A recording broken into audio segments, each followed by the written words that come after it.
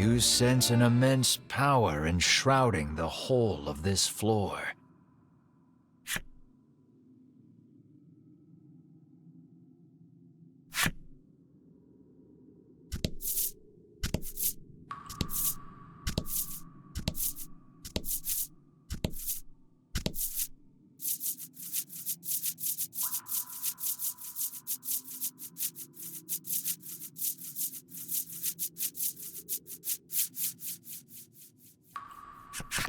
The Ivory Order trio lies collapsed at Sherwin's feet. Sherwin glances your way as he notices your presence. You again.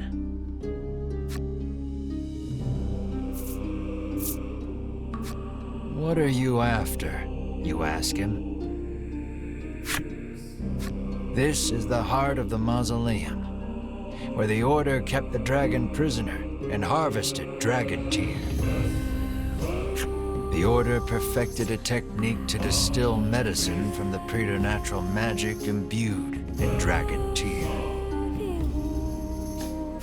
So you were right in thinking you could find Mars' cure here. Sherwin pays you no mind, continuing. How I detested that medicine. It took my parents from me. You struggled to conceal your shock that you and Sherwin suffered the same tragedy. Nursing his grudge, he infiltrated the Order so that he could destroy it from the inside out. After being elevated to the Order's highest echelons, he learned the dragon was the source of the medicine. Ever since, he had been awaiting his chance to kill the dragon. He finally got it atop the volcano. Now all that's left is to destroy this forsaken place, and the realm will be restored to how it was before the medicine, to how it ought to be.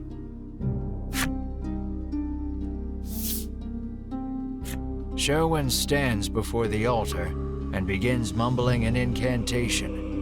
It looks like he's gearing up to perform some sort of rite.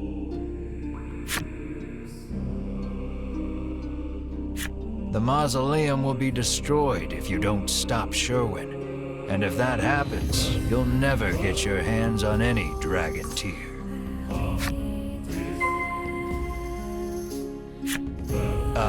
Prepare yourself. The Ivory Order trio are still alive, but don't have the strength to get up.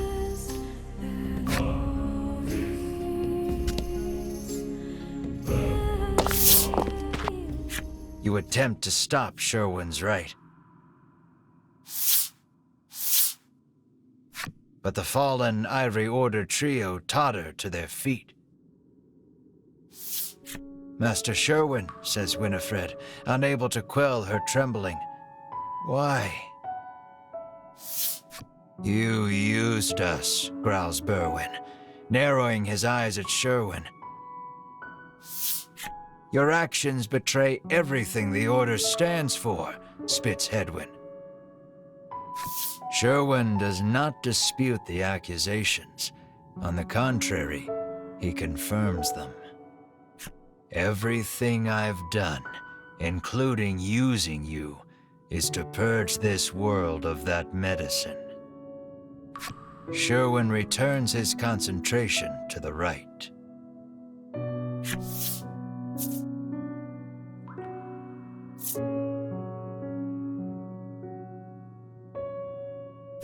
You race toward Sherwin to stop the rite, but then Winifred blocks your way. Winifred puts out her arm. You're not strong enough to stop him. He's one of the strongest among the Ivory Order's ranks, she says. Still, says Melanie, batting Winifred's hand out of the way, we have to do something. Let us help.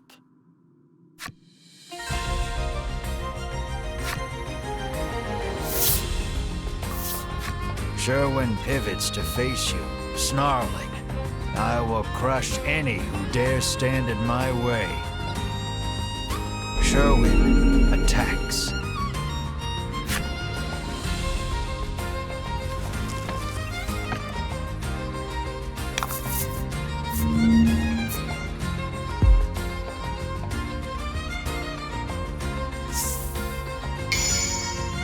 It'll take more than numbers to win here.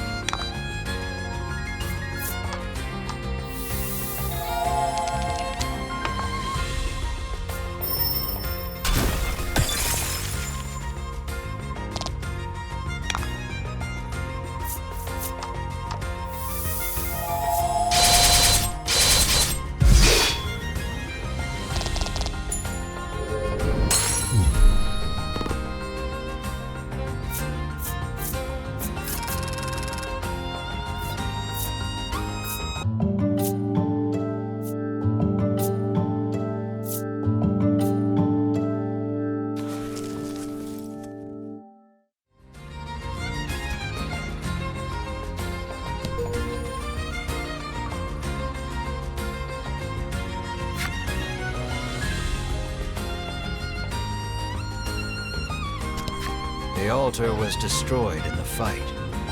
The bottles placed upon the altar as an offering now lie in shattered pieces across the ground.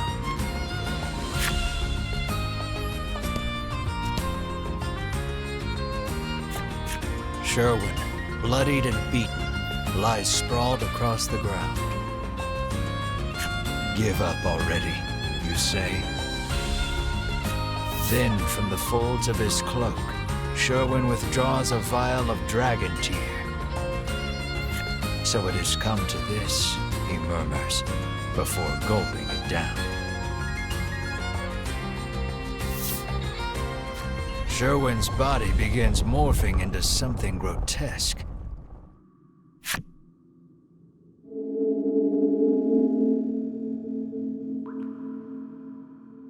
You hear a voice echoing in your head. A lifeless world, a deathless world. This fetid plain will be purged so that it gleams pure white once more. I, the Oisiswin, will make sure of it.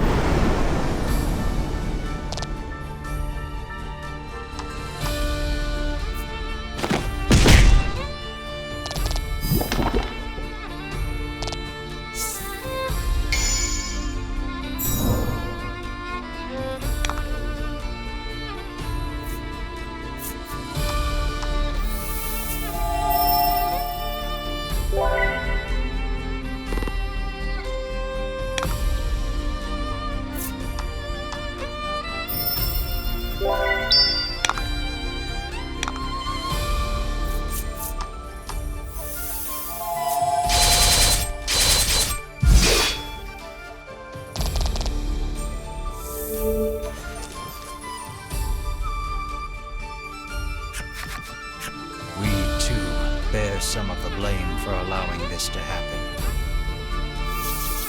Winifred and the others combine their magic for an all-powerful strike.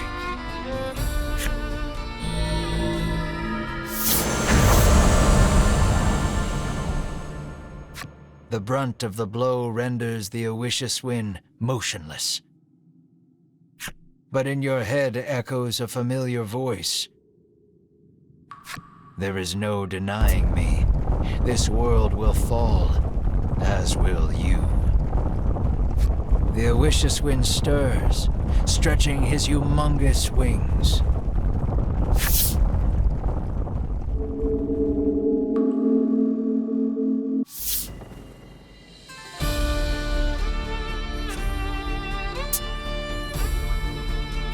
Their power depleted, Winifred and company retreat from the fore.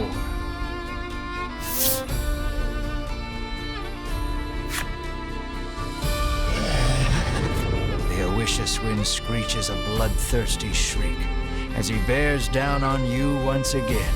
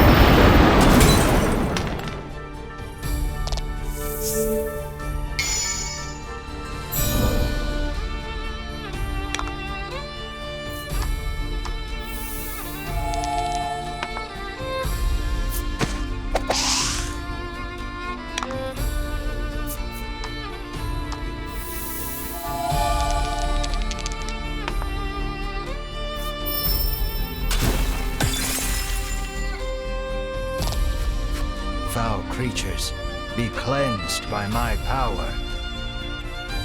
The Awishous Wind's power inhibits your actions.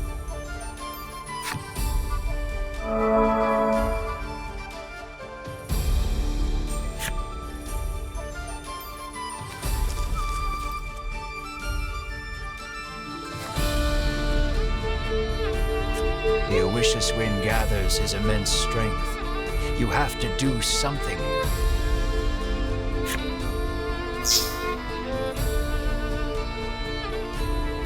But the Awishous Wind's power binds you. Struggling against his power, Melanie recalls Vince's final words. Your spell can make this world a better place. Through everything, realization strikes her.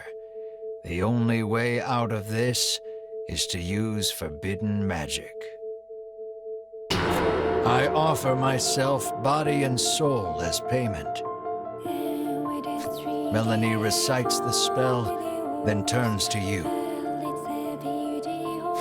I'm sorry, she says, her voice faint. You'll have to finish what you started without me. Melanie's powerful magic has bound the Awishous Wind. That same power, though, has also bound her.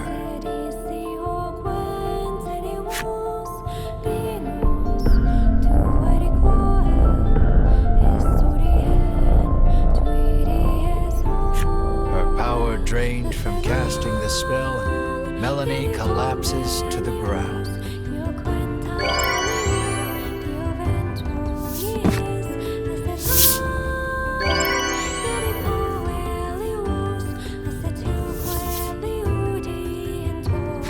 Her spell breaks the power binding you. You can move freely again and feel your strength return. The spell has bound the Awishous Wind. Now's your chance to end this.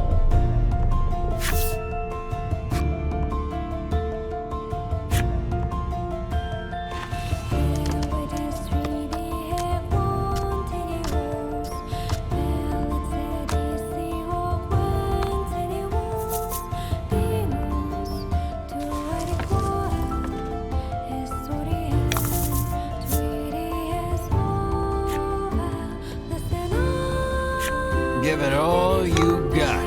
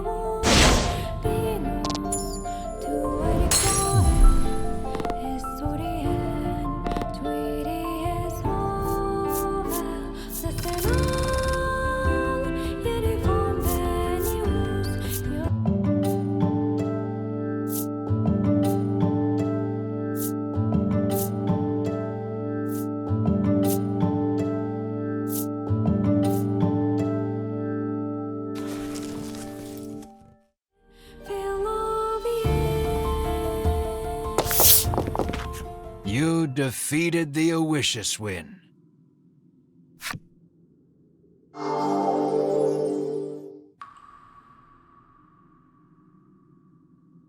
Sherwin, returned to his human form, seems not long for this world.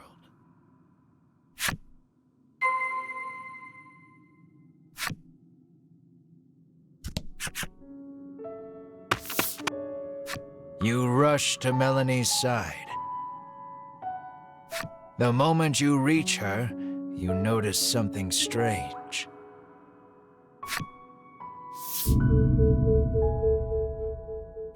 Melanie's transformed into a monster.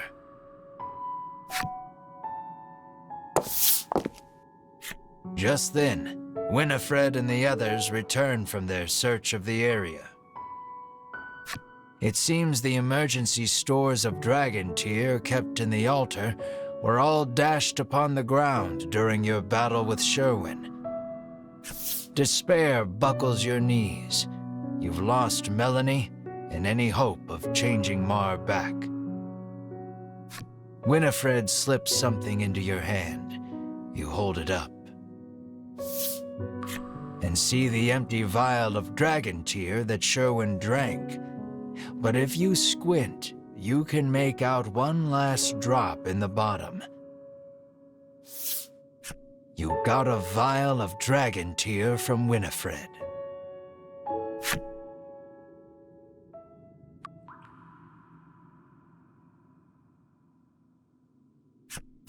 The world, cut off from its supply of medicine with the dragon's death. Your twin, for whom you have searched high and low for some way of restoring her human form. And Melanie, transformed into a monster and lying prone before your very eyes. You must decide for which purpose to put the all-powerful dragon tear. Oh, think long and hard about this one.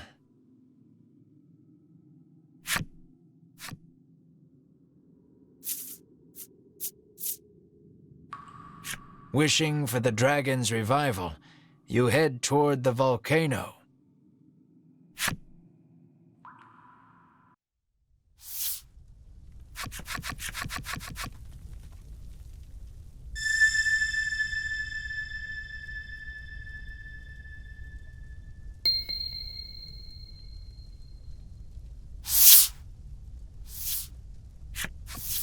At the peak of the volcano, you tip the dragon tear into the roiling lava.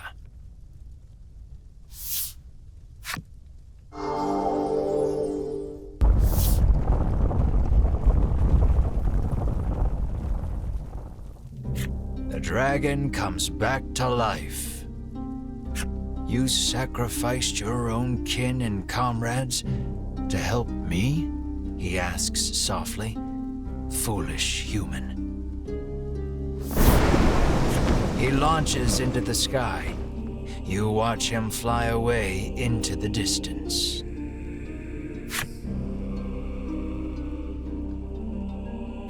After escaping the mausoleum, you take Melanie and Mar with you on another sojourn round the realm. You hope, one day, to find more dragon tear and turn them both human again. Afterwards, your reputation grows, not as a bounty hunter, but as a monster whisperer, thanks to your two companions. It's not exactly how you envisioned getting famous. But that is a tale for another time.